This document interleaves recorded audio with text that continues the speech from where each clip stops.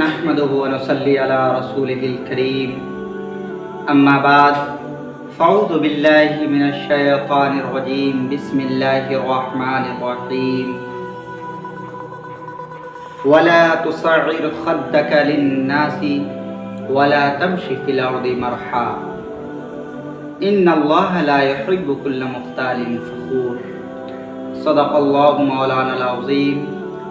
وبلغنا رسوله النبي المتين المعين الكريم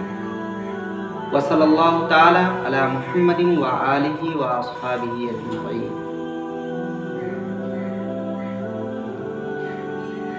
کیا آپ جانتے ہیں میرے دوستو، یہ شب و روز کی بے چینی،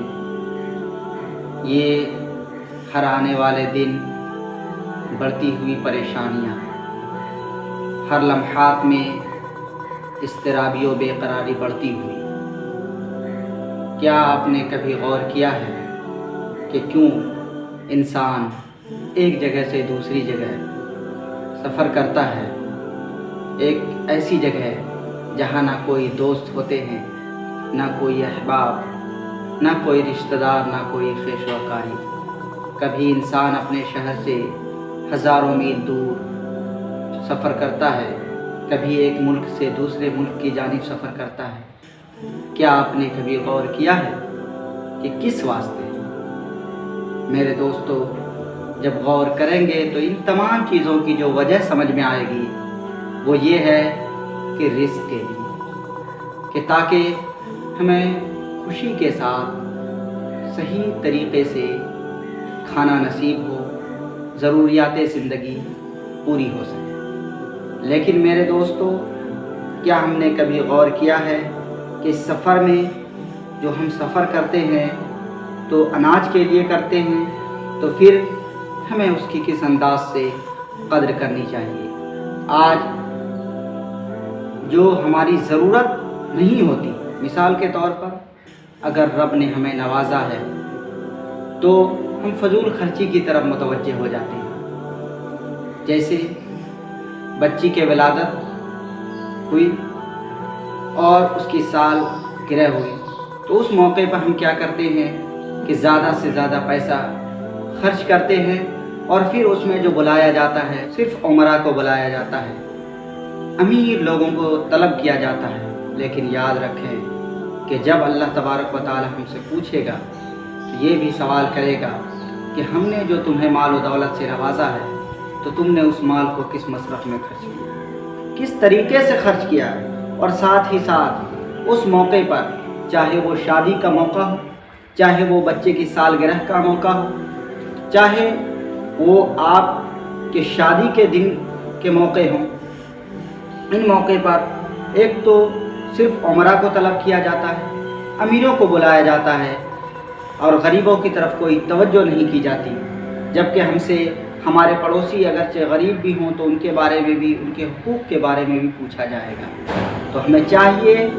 کہ جہاں پہ امیر لوگوں کو ہم طلب کرتے ہیں یا اپنے خیش و اقارب کو، وہاں پہ ہم غریبوں کا بھی خیال رکھیں، ان کا بھی دھیان رکھیں، اور ساتھ میں جو اس دعوت میں کھانے کی، اناج کی بے حرمتی ہوتی ہے اس کی حفاظت کریں۔ کیا آقا کون و مقام صلی اللہ تعالی علیہ وسلم نے ارشاد فرمایا، ان انس رضی اللہ تعالی عنہ ان رسول اللہ صلی اللہ تعالی علیہ وسلم اذا اکل طعاما لعق اصابعه الثلاثه قال وقال اذا سقطت لقمة احدكم فليمتت عنها الاذى وليأكلها ولا يدعها للشيطان وامر ان تسلط القصعة قال فإنكم لا تدرون في أي طعامكم البركة۔ حضرت انس رضی اللہ تعالیٰ عنہ سے روایت ہے کہ آقا کون و مقام صلی اللہ تعالیٰ علیہ وسلم جب کھانا کھاتے تھے تو اپنی انگلی کو 3 دفعہ چاٹتے تھے، اس کے بعد کوئی لقمہ اگر گر جائے تو اسے صاف کرتے تھے، پھر اسے کھا لیتے تھے۔ اور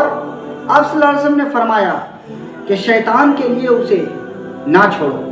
یہاں تک کہ آپ پیالے کو بھی اچھی طرح سے یا پلیٹ ہو اسے بھی صاف کر لیا کرتے تھے، اس لیے کہ آقا کون و مقام صلی اللہ علیہ وسلم نے فرمایا کہ تمہیں معلوم نہیں کہ کون سے لقمے میں تمہارے لیے، کون سے دانے میں تمہارے لیے برکت ہے۔ لیکن ہم ہیں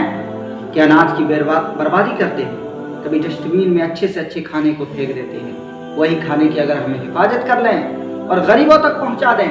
तो वो खाना हमारे लिए बेहतरीन सवाब का काम करेगा और फिर लोगों की मदद भी हो जाएगी और रब तबारक व तआला की खुशनुदी भी हासिल होगी। इसलिए हमें चाहिए कि हम अनाज की भी कदर करें और जब किसी से बात करें तो खुशफहमी से मिलें कि कुरान की आयत का मफहूम यही है कि जब तुम लोगों से कलाम करो तो अपने गालों को गड्ढा ना करो। वला तमशी फिल अर्दि मरहा, और जब ज़मीन पे चलो तो अकड़ कर मत चलो। बेशक अल्लाह तबारक व तआला